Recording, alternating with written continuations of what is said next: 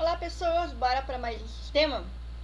Então agora a gente vai começar a parte de tecido muscular. Por que eu coloquei tecido? Porque a gente vai falar um pouco dessa parte introdutória, geral, tá? Dos músculos. Depois a gente vai para as partes corpóreas do músculo.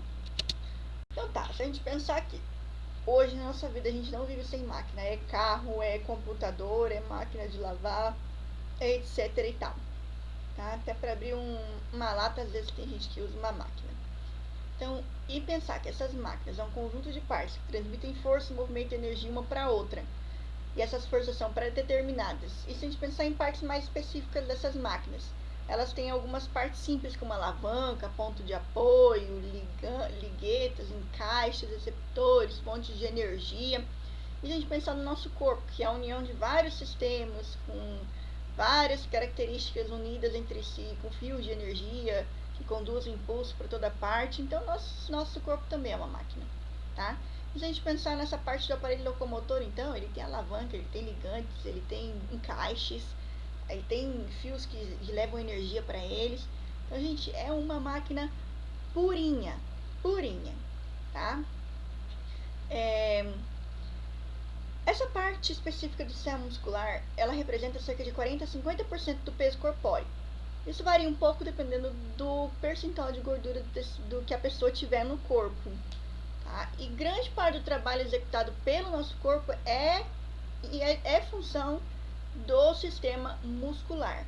Como, por exemplo, movimento do sangue nos vasos sanguíneos, movimento do ar, trato respiratório, movimento do alimento no trato digestório, movimento do conteúdo da bile e da bexiga urinária, a fala, produção de calor, locomoção de qualquer parte, movimento de qualquer parte do corpo, inclusive locomoção. A própria visão é influenciada pela musculatura. Então, existem diversas funções corpóreas realizadas pelo sistema muscular. Para isso, nós temos três tipos de músculo: músculo estriado esquelético, músculo estriado cardíaco e músculo liso. O primeiro que está aí, gente, é o músculo estriado esquelético. Primeiro, os músculos são estriados porque na microscopia eletrônica ele possui essa característica aqui, ó. Vocês veem risquinhos, que são as estrias. Tanto este quanto o cardíaco, tá? O esquelético é formado por fibras musculares, que é isso aqui, ó. E essas fibras musculares, elas são cilíndricas e longas, de 30 a 40 centímetros.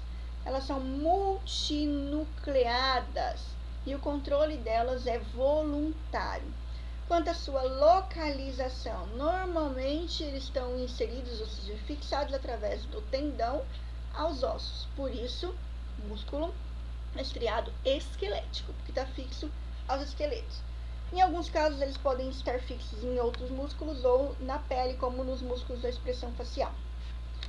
E quanto à função desses músculos, movimento das partes corpóreas do corpo como a locomoção, corrida, agachamento, jogar vôlei, basquete, dirigir carro, falar, enfim, tudo que utiliza a musculatura estriada esquelética.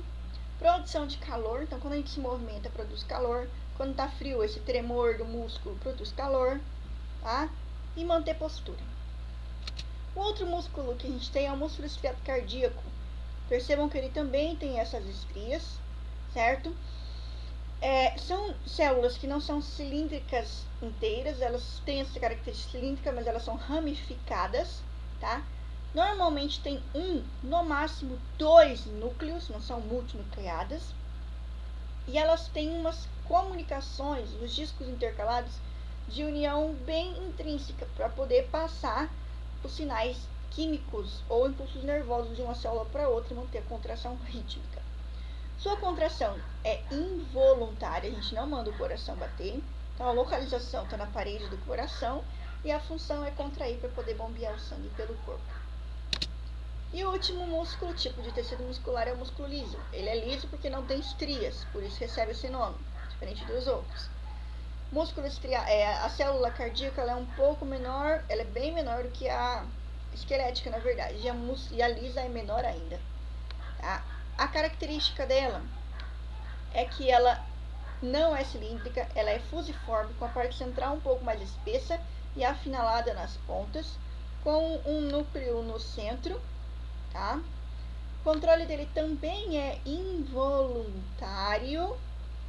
Sua localização, ele está na íris dos olhos, em paredes de órgãos ocos, como do trato respiratório, do trato urinário, do trato gastrointestinal, dos vasos sanguíneos, do estômago, intestino, trato intestinal, enfim, da vesícula biliar, no útero.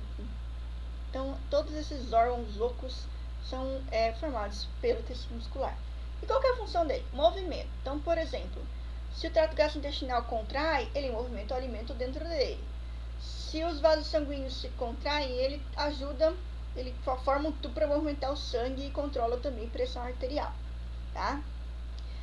Íris, se ela se contrai, ela vai possibilitar a entrada e saída, visualizar maior quantidade ou menor quantidade de luz. Então, a contração desses músculos gera uma função específica. Beleza? Muito bem. Então, aqui a gente tem uma tabela que está no livro que mostra essas diferenças de forma mais especificada que eu acabei de falar. Então, quando vocês tiverem um tempinho, leiam com mais calma para poder fixar isso melhor. Ok? Muito bem. Função e propriedades. De forma geral, qual que é a função de uma célula muscular? Contrair. Óbvio, tá? E quando ela se contrai, ela realiza outras subfunções, tá? Dentre essas subfunções, as principais são produção do movimento. Quando o músculo estriado esquelético se contrai, ele normalmente aproxima as partes ósseas, que é um movimento. Estabilização de posição corporal, quando vocês estão em pé, tem músculos que se mantêm contraídos para manter essa posição, tá? Se eu estou segurando aqui, ó, por exemplo, essa garrafinha aqui, não estou movimentando essa mão nesse momento, mas eu tenho músculos contraídos para poder manter o peso que essa garrafa está exercendo aqui, tá? Armazenamento e movimentação de substâncias dentro do corpo. Armazenamento, por exemplo, vesícula biliar, bexiga urinária, e movimento de substâncias, o sangue, o alimento, o ar, tá? E produção de calor, que é termogênese, 25% do calor é produzido pela contração muscular. Então, um subproduto dessa queima, dessa produção de energia para poder contrair o músculo é o calor, tá? E esse calor é dissipado para o corpo através dos vasos sanguíneos. E essa célula, gente, ela tem algumas propriedades, as células musculares. Primeiro, ela tem a capacidade de excitabilidade elétrica. Como assim? Quando ela recebe um estímulo lá do sistema nervoso, dos neurônios, ela tem a capacidade de responder a esse estímulo. E a sua resposta é uma contração. Então, é a segunda característica de propriedade dela, é a contratibilidade. Então, a resposta a essa excitabilidade elétrica é a contração, a capacidade de mudar o seu tamanho. Outra propriedade é a extensibilidade. Então, a capacidade de esticar, tá? E a outra propriedade é a elasticidade, que é a capacidade de esticar e voltar sem perder a sua característica, a sua propriedade original. Muito bem. Então, essas são as propriedades e as funções dos músculos. Outra função, contrair as cordas vocais para possibilitar a fonação, som, movimento, a língua para produzir a palavra específica. Então, são vários, se você pensar em contração, são várias coisas que a gente pode ficar enumerando de função para os músculos. Nós temos 3 tipos de células musculares. Uma célula jovem e uma célula adulta.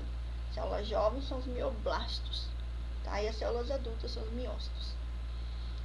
Normalmente, um adulto ele vai ter basicamente só miócito e tem uma pequena quantidade de células jovens chamadas de mioblastos, só com uma característica específica.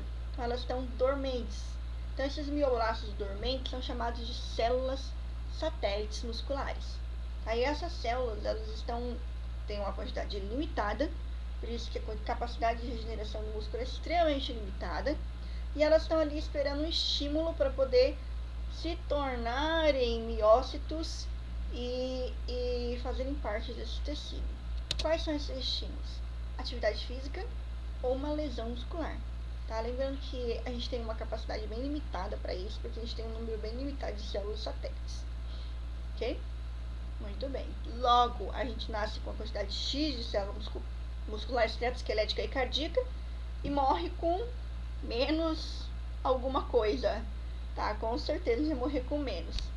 Porque célula muscular estriada cardíaca e estriada esquelética não tem capacidade de divisão celular, enquanto alguns tecidos de musculatura lisa têm sim uma capacidade de divisão celular, entretanto, também é uma capacidade limitada, tá? Mas eles têm.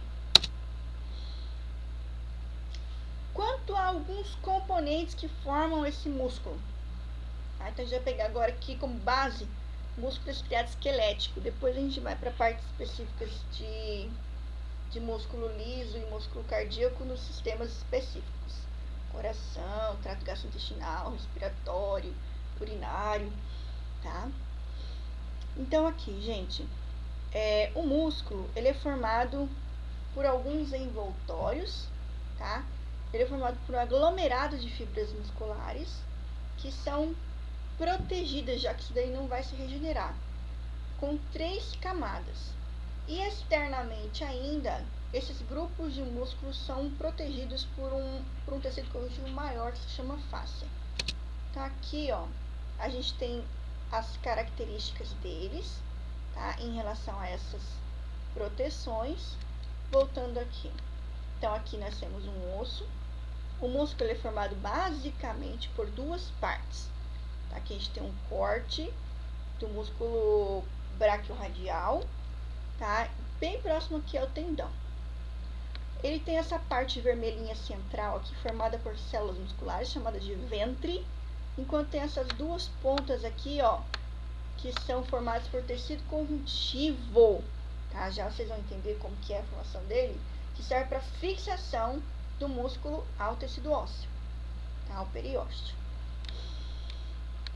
Depois, gente, revestindo todo esse músculo inteiro aqui, nós temos uma camada de tecido conjuntivo chamada de epimísio, tá?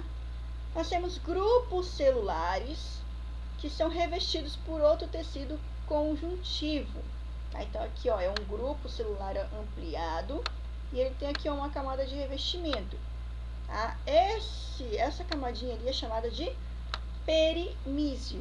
E cada fibra, então aqui está ilustrando cada célula, cada fibra muscular também é envolvida por um tecido conjuntivo, que é chamada de endomísio.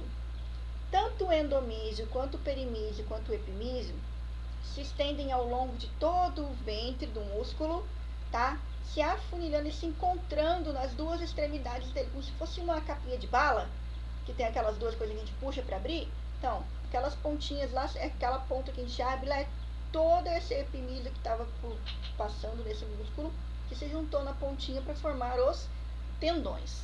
Tendão, então, não é tecido muscular, é tecido conjuntivo. Ele é bem pouco inervado, na verdade, bem pouco vascularizado, muito, certo? E ele tem uma característica de inextensibilidade. Então, quem contrai e relaxa, quem muda o seu tamanho, é o ventre. Tendão não muda, tendão vai se fixar lá bem firminho, para que quando o ventre contrair, o tendão já está pronto só para puxar. Só serve para fixação muscular, tá? Então, os tendões eles são formados pelo epimísio, perimísio e endomísio. Muito bem. Aí nós temos grupos musculares, então aqui a gente está mostrando um músculo. Se eu mostrar esses outros músculos que vão fazer flexão de punho aqui, o grupo muscular, então os outros músculos também, eles são envolvidos por um tecido também que se chama fáscia, tá? E aqui, gente, olha só, dentro da célula muscular existe uma estrutura mais fina ainda, que é uma estrutura chamada de miofibrila, e dentro dessa miofibrila que estão as proteínas musculares que vão fazer a contração. Então, vamos ver o próximo slide. Então, aqui a gente tem uma fibra muscular. Então, fascículo é um grupo, seria esse grupo aqui, ó. Cada estrutura dessa aqui é um fascículo, que é a união de várias fibras musculares envolvidas por um tecido conjuntivo chamado de perimísio. Então, aqui a gente tem uma única fibra muscular ampliada dentro desse fascículo. Então, cada bolinha dessa daqui é uma única fibra. E cada bolinha aqui, ó, dentro dessas bolinhas miudinhas, são miofibrilas, tá?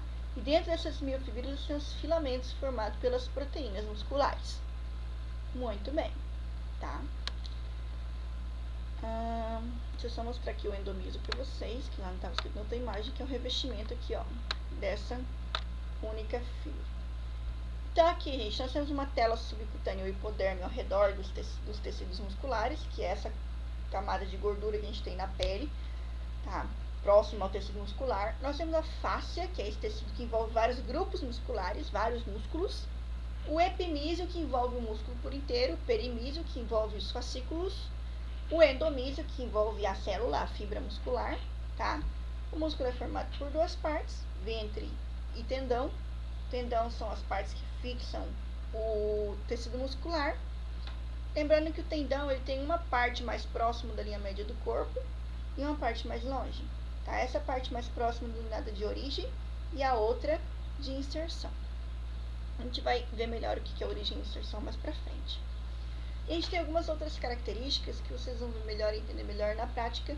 São tecidos conjuntivos também que envolvem alguns músculos que são, por exemplo, músculos planos, grandes, que são as aponeuroses, que tem na cabeça, nas costas, que são músculos que não têm muita fixação, a fixação é muito boa.